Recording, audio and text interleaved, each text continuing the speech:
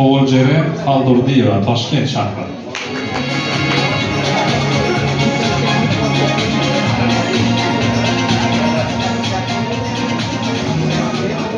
Assalomu alaykum. Raqam tanlang. Kitobda bu qizini Gahi tuhmat toshlaridan to'lajakmiz. Bo'shliq to'lajakmiz. Lek bo'shliq avval zamon sodiq edik. Zamon oxir bo'lar, sodiq qolajakmiz. Sizga 1 daqiqa vaqt.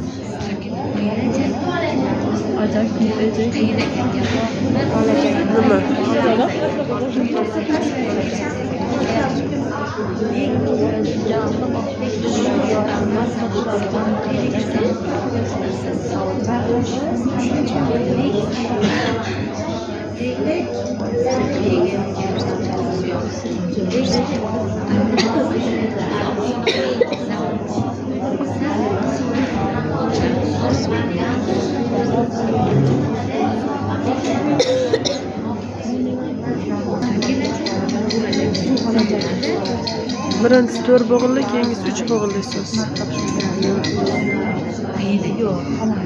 Vaqtimiz tugadi. Javobingiz? Nima dekdur to'kiladi? Qolajakmiz, jaholatdan to'lajakmiz. Lek Adolat avval zamon bizlar bo'lsam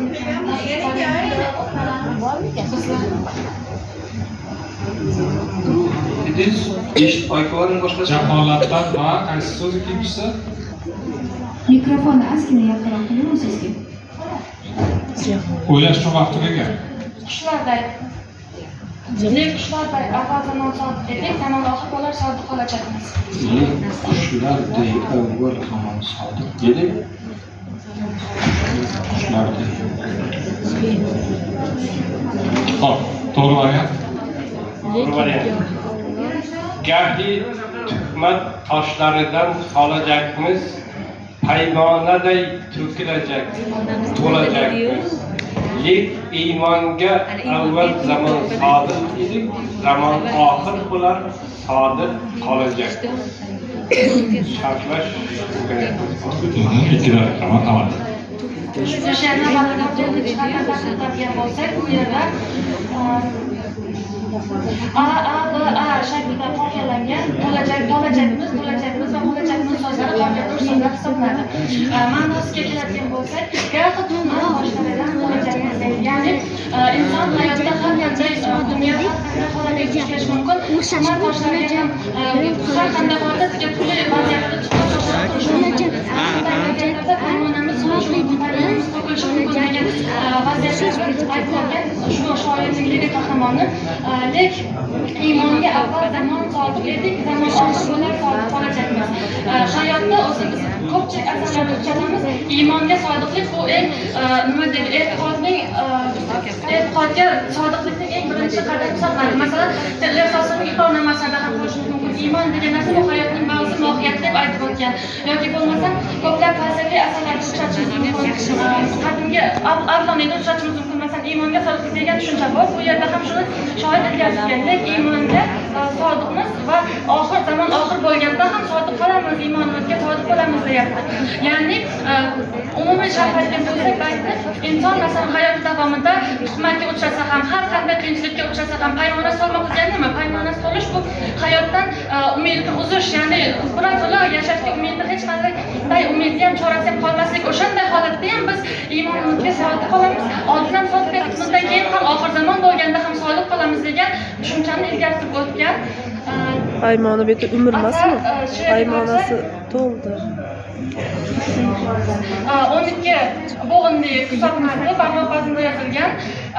Muallifga to'xtalgan bo'lsak, adashmasam so'zi ham muallifga zo'r sharhlab desak ham 80. Chiroyli gapirarkan, o'ziga ishonchi zarur. Adashmasangiz kim?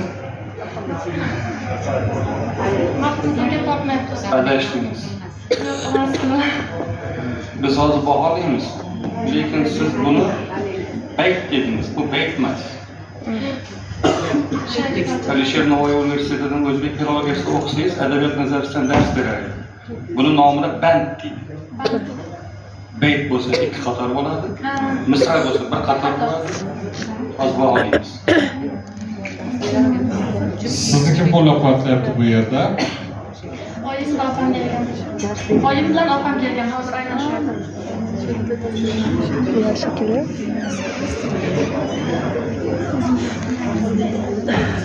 Menga aytdi shu oxirgacha yetkazib qo'ying. Xalq Nurdiyevaning oqosini masalasida harakat bor.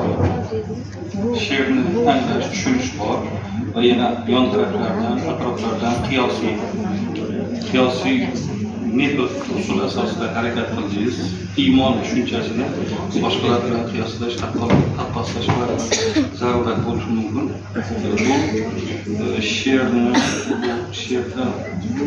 Bu she'rni